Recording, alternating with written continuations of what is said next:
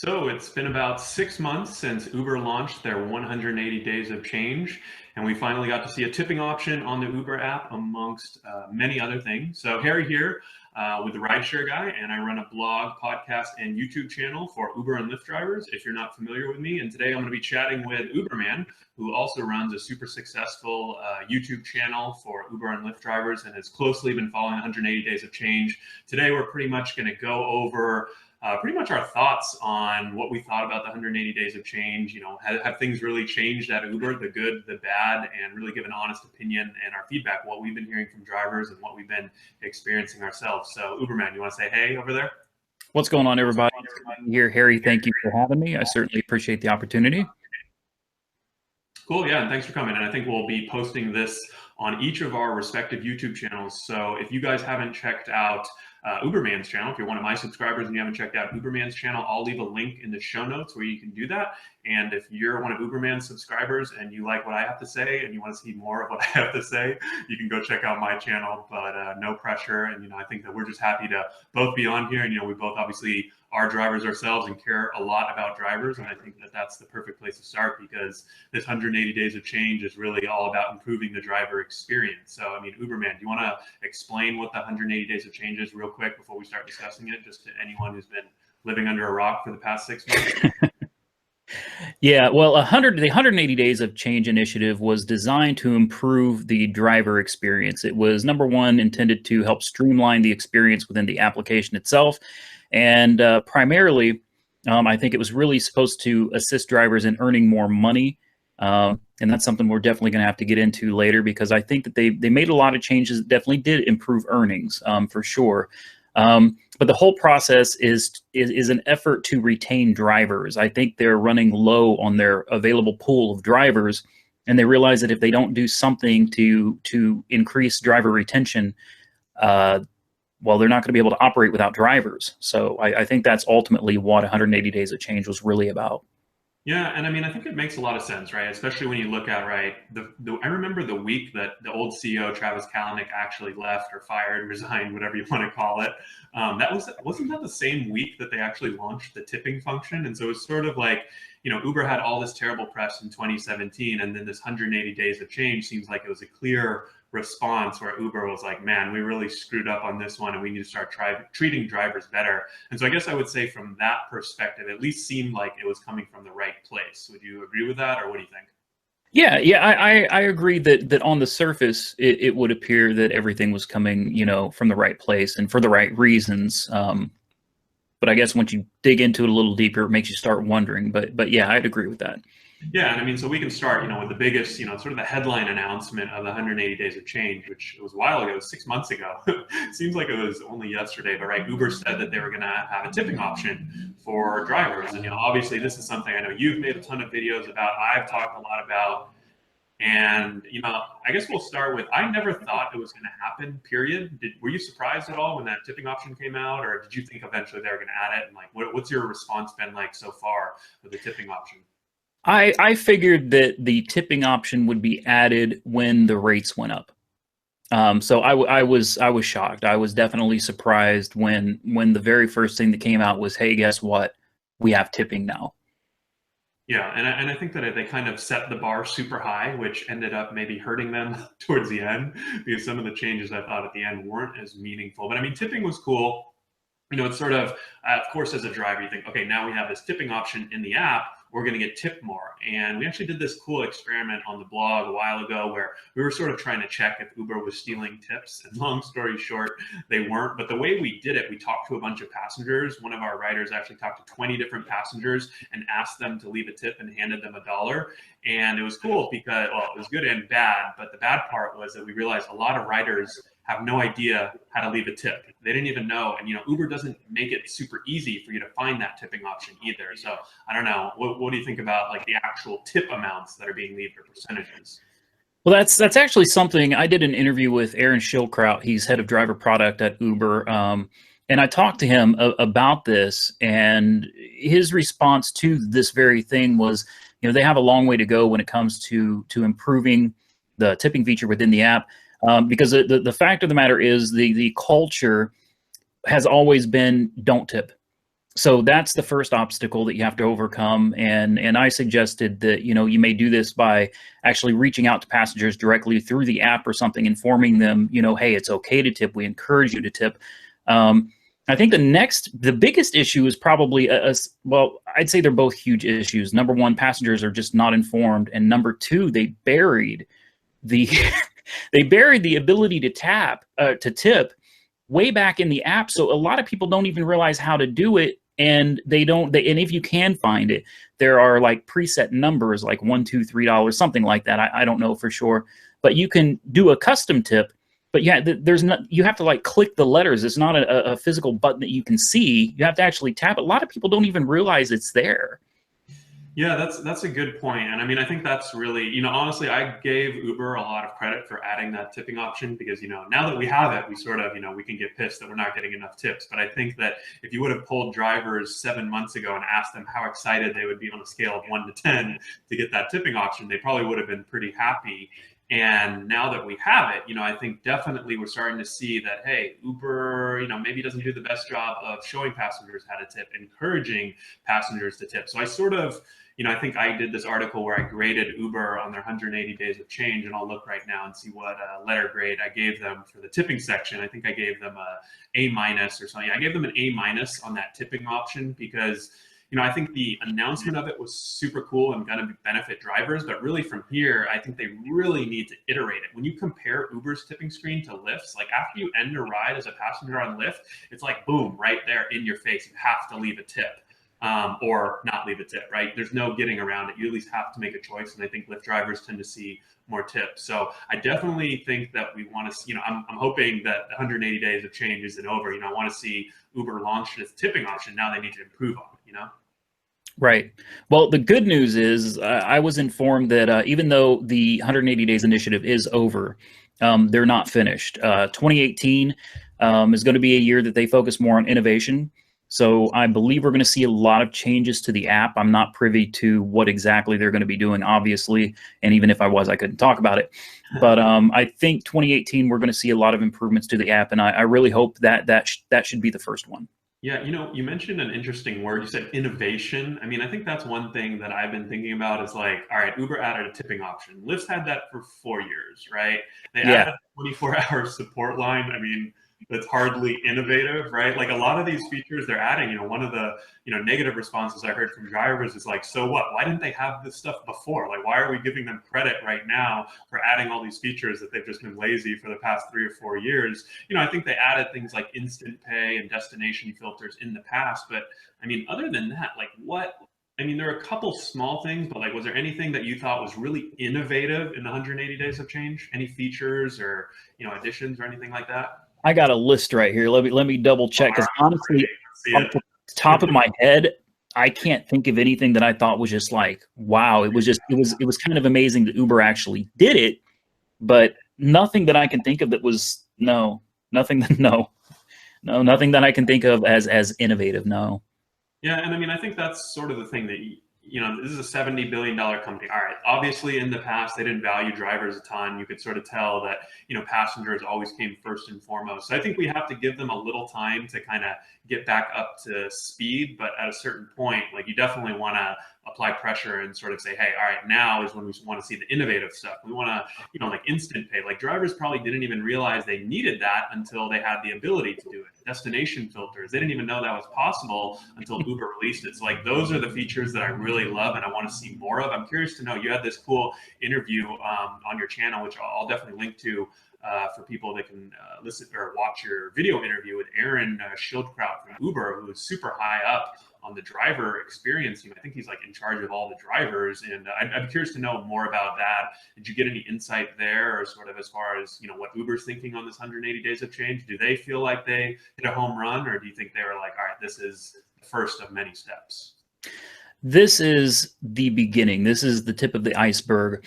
And I was really happy to hear him mention that, because that's one of the things he brought up on his own, was that they understand that they've got a long way to go. They're no close to being satisfied with the way things are between Uber and drivers, and that's something they plan on continuing working on, even though the technically 180 days is concluded.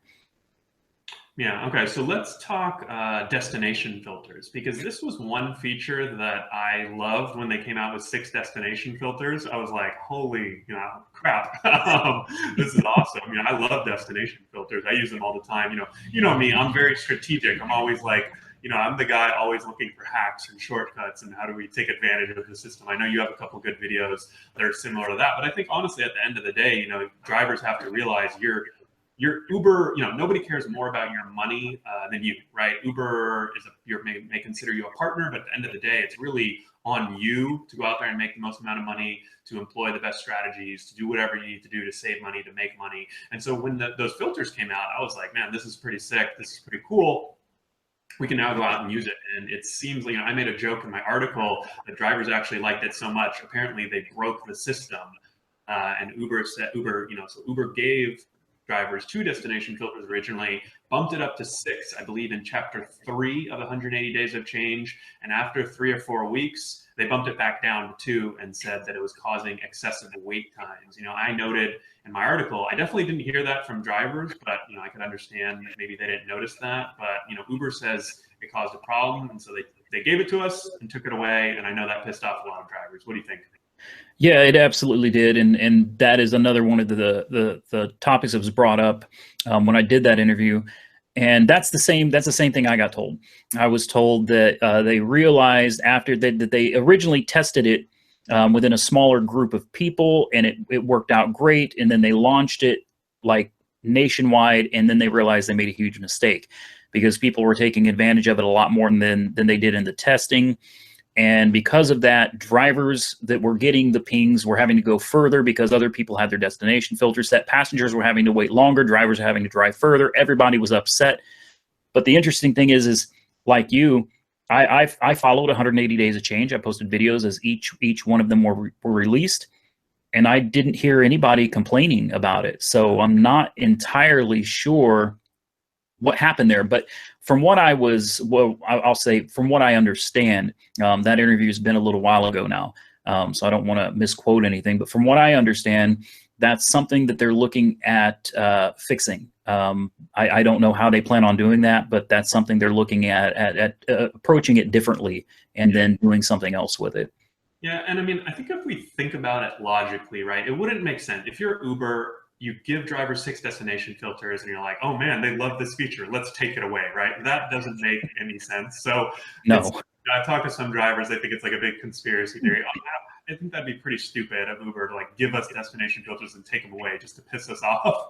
Like I can't imagine that's happening. So I think it's probably safe to assume, yeah, it probably did have some effect on riders. But the thing is, drivers didn't really notice it. And that's like the thing where I think Uber starts to miss is like, who cares about what the reality is? It's all about the perception, right? If I'm a driver and I'm happier now because I get all these destination filters, but now I have to drive a minute or two further, like Uber might see that on a spreadsheet, but I don't really see that when I'm out and driving. I see the destination filters, like I get taken out into the boonies and then I can use a destination filter to maybe get one ride back into the city where I can now go make money again. You know what I mean? Yeah, I agree. I don't think that they took it back because they just wanted to slap drivers in the face. I mean, they're in the middle of this 180 initiative. They're trying to show drivers, hey, we care about you. Giving us an important feature and then taking it away, that was a bad deal. And I'm sure they knew that. They had to know that there was going to be backlash and this was not going to be good for them. So I'm sure that I don't know why exactly they took it away. Nobody does except for, Uber themselves. But there had to be a good reason behind it, and hopefully they do fix whatever that issue is and push it back out in the future. Yeah, I agree. So let's talk about a couple more of the feature, small things they changed, and then I think we both probably want to talk about the one thing that was missing from 180 Days of Change was the rates, right? So increase of those per mile per minute rates. So we'll entice viewers to stay tuned to the end. We're definitely going to have a nice conversation about it at the end. But before we get to that, I mean, I guess we'll just quickly go over the other chapters. I know they did some small changes to Uber Pool and some small stuff to ratings. But I don't know. Me personally, I feel like Uber Pool and ratings in general, like I feel like they just need a total revamp of Uber Pool and a total revamp of ratings, just because they're trying to make these small changes around the edges, but like I went out driving the other night and my rating went from a 4.9 to a 4.89, and I did about 12 rides. And I don't, every ride went off just fine without a hitch, no problems. And someone must have given me a pretty low rating, and I have no idea why.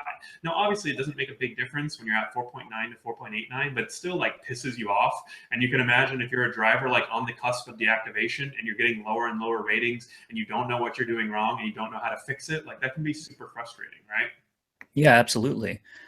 Um, I discussed ratings and the new ratings protection in depth with Aaron because this was something I was really interested about, and I think it's really something that I'm hoping it evolves with time. I think that what they did right now was great, and um, I think people also need to take into consideration. I hate agreeing with Uber. Because then it makes me look like an Uber fanboy, but I really think I understand most of what's going on here. And even the smallest change that they make to the app has a huge ripple effect across the whole platform. And when you're dealing with the United States and Canada and stuff, language differences. There's some states where they have multiple languages, because of the demographics. It's really difficult to make a single change to the app. So when you consider everything that they did and in the short time that they did it in, I think it's really impressive. But they're really going to have to work harder at making this better, making it more efficient. And as far as the rating protection goes, I hope I understood it correct. Like I said, it has been a while, and I've done a lot of other things since then. But from what I understood, if you get a lower rating than like a 5-star, it's supposed to ask you why. Now, I haven't tried this out myself, so like I said, I'm not 100% on that. But if that's the case, that's great, because if it's something that's beyond a driver's control, that's supposed to get just wiped out. If it's because of traffic or something that a driver had, or the price, surge pricing or whatever, if it's beyond a driver's control, the driver shouldn't get punished for that. So hopefully that's how it's going to actually work. I honestly don't know right now. Yeah, man, we'll see. So I think that's a good recap of sort of all of the changes. I think we're sort of in agreement that definitely some of these things are better than others, but for the most part, it's all good. And you're right that a lot of this stuff drivers don't see. I'm sure it took a bunch of people working on this a lot, and but Hundreds. at the same time, drivers don't, they kind of want to see results, right? So it's tough because if you think about it from Uber's perspective, they're probably investing a lot into it, but drivers maybe aren't seeing a whole lot. So I think it's about finding those areas where Uber can have the biggest impact. And I think one of those areas that drivers obviously point to, I think every time I posted an article about this or a video, and I bet you too, whenever you posted a video about 180 days of change, you're like, hey, Uber added a 24/7 support line. Uber could add like a million things, but if it's not a rate increase, you'll get a bunch of commenters saying, but they didn't raise the rates, right? So I guess if there was one thing missing from the 180 days of change, do you think it's a rate increase, or what are your thoughts on that? Yeah, it's definitely a rate increase, and that was another thing that I brought up. I had a sheet of things that I was to talk about in this interview, and obviously because it was a sponsored series, I can't deviate from that list. I was allowed to include some of my questions. They included their questions. We came to a compromise. We agreed on everything. I really wanted to do this interview because I'm desperate to understand Uber. I feel like if I can understand it, then maybe I can help translate that for drivers. And at the same time, when you're speaking to, higher ups and executives, Dara walked in. As I was sitting there just chit-chatting with Aaron, Dara walked through the door with an entourage behind him. And Aaron was like, "You want to meet him?" And I freaked out, and I was like, "No, no, not right now." I think that, hold on a minute. I think they have a lot more to do. They're not even close to getting things where it needs to be.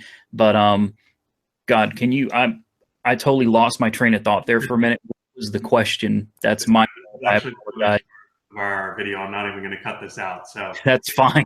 uh, I think your fiance probably texted you, and we were talking about the rates, right? Because that's the one thing is like obviously Right. all the honestly even me like I see all these changes come out and I'm like, well, it's not a rate increase, right? And that's like really the bottom line. Drivers definitely whether it's good for them or not, they want to be paid more for the rides that they're doing, right? And I think that's it's nice to add these little features here and there. But if you're getting like Uber Pool, for example, right? Like Uber Pool sucks, but if Uber pays you more for it, then now it doesn't suck so bad, right? Because you're making more money. Right. Yeah, and I think with Uber Pool, they did okay with adding the extra pickup fare fee to that whole thing. That's fine, but you know, doesn't Lyft match? Like, isn't Lyft line the same price as Yeah, Lyft? So they yeah, probably should have gone that route. I think that would have helped him a lot more. But as far as rates, you know, that was one of my that was probably my biggest question, because that's my viewers' biggest question, is why was there not a rate increase? And for the life of me, I can't understand it. And then I sat down and I talked with Aaron, and this is going to be kind of a two-part answer, because I'd like you to chime in. Aaron's response to me, which made perfect sense, was, here's the deal. He said, think about it like this. He said, this is a very complicated subject, but he tried to break it down so that I could understand it.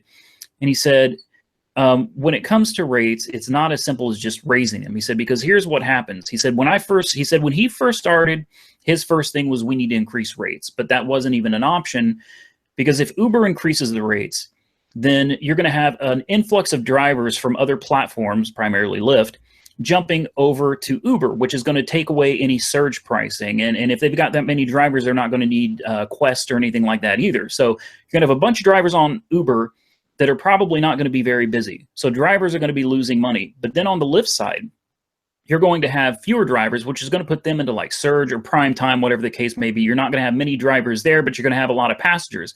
Passengers are going to be looking for the cheaper price. They're going to go to Lyft.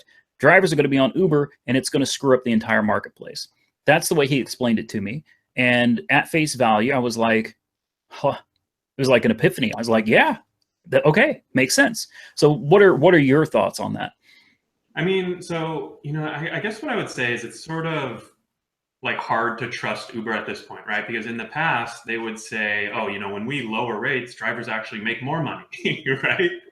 And Yeah. which was complete BS, right? And then now they don't say that anymore, but they do say, I've heard similar to what you just described is, oh, we can't raise rates because then it wouldn't be as busy for drivers and drivers wouldn't make as much money. But one interesting thing that I don't think a lot of people actually realize during this 180 days of change campaign, Uber actually increased their booking fee by about 50 cents in each market across the country, which is basically a rate increase to passengers, but with the booking fee, that goes straight to Uber. And so now Uber is making more on every single ride, and they get 100% of that. Whereas if they raise their rates, and let's say they take a 25% commission, I know it doesn't quite work that way, but let's say for simplicity, right, they only get 25%.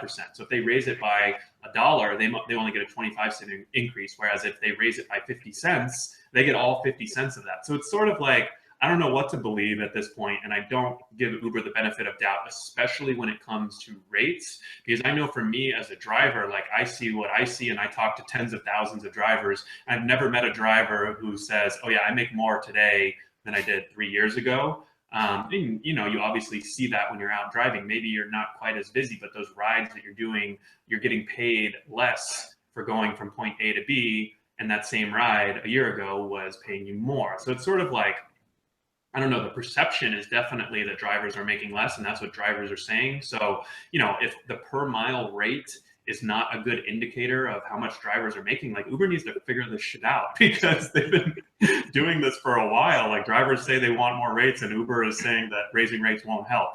But it's like, all right, well, you're not telling me what's good for me. You're telling me to take Uber Pool. I don't like Uber Pool, right? It's sort of like you got to build that trust factor before you can, before I'd really trust you. So I don't know if I buy it, basically. Well, I did during the interview, and I came back home from New York, and I explained it to my fiance. I was like, it makes perfect sense. And then Aaron called me just recently, just a few days ago. He called me to let me know that he was no longer, I think as of January 1, he's no longer with Uber. You got him fired for that interview, And or it was what? for personal family reasons. And let me tell you, I'll be straight up. Aaron is a great guy. He's an open book. I mean, we spent hours, like 3 or 4 hours talking, and he talked to me about things he wasn't supposed to talk to me about. But he is a great guy, but he's also an employee of Uber. So, I agree with you. You can't really take everything at face value. But after I got off the phone with him and he was like, I just wanted to tell you personally what the reasons were and all this, I was like, I appreciate that. And I was given the option to scrap the series if I wanted to. And I was like, I put a lot of work into this and I think people need to see it. So I'm going to go ahead and finish this series that I started. But then I just started thinking about the rates. I just couldn't stop thinking about the rates, and something just didn't make sense. And I was like, if things happen the way he said they were, and it makes sense that they would, if you raise the rates, drivers are going to jump over to Uber. If Lyft is cheaper, then passengers are going to jump over to Lyft. And I could see where that could cause some confusion, but I don't think it would cause that big of a problem because Lyft would have to go into prime time and passengers would either have to accept it or they would have to go with Uber. Either way, the rates are going to equalize organically. Nobody has to do anything. Uber raises the rates, Lyft will go into prime time, the rates will go up until Lyft follows suit and raises the rates. And they've always followed one another when it comes to rates. When the rates have decreased with Uber, Lyft brings them down too, or vice versa. I'm not even sure if it's ever happened the other way around, but I've always seen the rates follow. So if it's true that raising rates is going to cause such a huge upset in the marketplace, why doesn't somebody, I mean, we know there's all kinds of corporate espionage going on. Well, assume there's corporate espionage going on here. Why don't they just talk about it and say, you know what, we need to raise the rates, agree to it, bring the rates up? The reason I concluded, sorry to make this long, but I think I figured out what the deal is. Upfront pricing, man. It's upfront pricing. They don't have to raise the rates. Uber needs to make as much money as possible to please the investors because they're losing billions of dollars. So you cannot give drivers a raise, but you can use things like an increased booking fee to give yourself a boost there. And then you can turn around and take any extra, you pay the driver what they agree to, which is next to nothing, and you keep whatever you want to charge. Why would they raise the rates? It doesn't make sense to raise the rates. They're making money hand over fist. Well, they're still losing money from what I was told, but they're making a whole lot more now by implementing upfront pricing and the increased booking fee. And drivers complain about it. I hear drivers complain all the time about the rates. But the problem is drivers won't stop driving. So as long as it does no good to complain. Complaining is not going to get you anywhere with Uber. And careful how I word this. I would be willing to bet you will not see a rate increase. I would put money that there will not be a rate increase. Just my personal opinion. That's just what I believe. So if you want a rate increase, complaining about it, I don't think is going to do any good. You need to stop driving. Yeah, I think that's a good summary. And honestly, I kind of like how you capped it off. Is really, of course, like we're sort of here highlighting the good and the bad, but I think at the end of the day, you're 100% right. Complaining and whining is not going to change things. It's more about your actions, right? So, I mean, there are a lot of drivers who, hey, let's say they favor Lyft, for example, over Uber, although, in most cities they pay the same rates, right? You have to sort of go out and take that action, right? If you're really wanting to make changes happen, right? If you really are upset, but if you're Uber and you're looking at it from their perspective, and they have a bunch of drivers and they're able to make the numbers work with the existing rates, like why would they raise rates? If they start losing a bunch of drivers and not as many drivers are working for them and things like that, then now maybe they have some incentive. And I think that's actually maybe what we'll see in the future. Because you mentioned at the top, right? Uber does have this big retention problem with a lot of drivers quitting because they end up realizing, hey, I'm not making as much money as I thought when I factor into gas and expenses and taxes and all that. And I think raising rates would have an impact on that. And the reason why I just don't buy it is I think there's this famous quote by Edison or someone like Thomas Edison or someone like that. The definition of insanity is doing the same thing over and over again and expecting the same result. Right. And so for me with Uber, they've never raised rates, right? They've always lowered them. So it's like, all right, you have a bunch of drivers that want higher rates and Uber's saying, oh, no, we can't raise rates because that would mean that you're less busy. Well, let's try it. Let's raise rates and see if we get less busy or not, right? What we were doing before, drivers, Uber keeps lowering and lowering or doing all this other stuff and saying that, this isn't going to work, but drivers are still upset about the rate. So let's try it. If that works and, if now less people are complaining, then, it works. So I don't know. I don't like the idea of trying the same thing over and over or not trying new things, right? And so I think that's really my biggest thing and, sort of where obviously, the per mile rate is kind of the easiest indicator for drivers to go out and say, oh, I feel like I'm getting paid a lot, or I feel like I'm not getting paid a lot based on what they're getting per mile. So I think definitely, kind of we'll see what happens going forward. I don't know that I'd hold my breath about Uber raising the rates. But, like I said, I was wrong. I didn't think they'd add the tipping option. I was wrong before. So hopefully I'll be wrong again. I hope so, but yeah, I definitely wouldn't hold my breath on a rate increase. And I think a lot of drivers. I hear a lot of drivers talking about, oh, we need to organize and strike and this and that. And yeah, I think that's where drivers. I think that's where they're confused. You don't Drivers don't need anybody to organize anything. It's really as simple as, if the rates aren't good enough for you, if you can't accept the rates at the way they are right now, stop driving. And if everybody would just do that, you don't need anybody to organize. Just say, hey, the rates don't work. I'm not making enough money, or go find something else. And I know a lot of people are saying, I'm stuck in this job. I quit my job. Well, you probably shouldn't have quit your job. Uber, this is a volatile industry. This is still a relatively new industry. So like quitting your job to do something, or buying a car just to do this is dangerous. So for anybody looking at getting into it today, I would not recommend you quit your job. I would not recommend you go out and buy a car just to do Uber, Lyft, ride sharing in general. I think this is a good side hustle.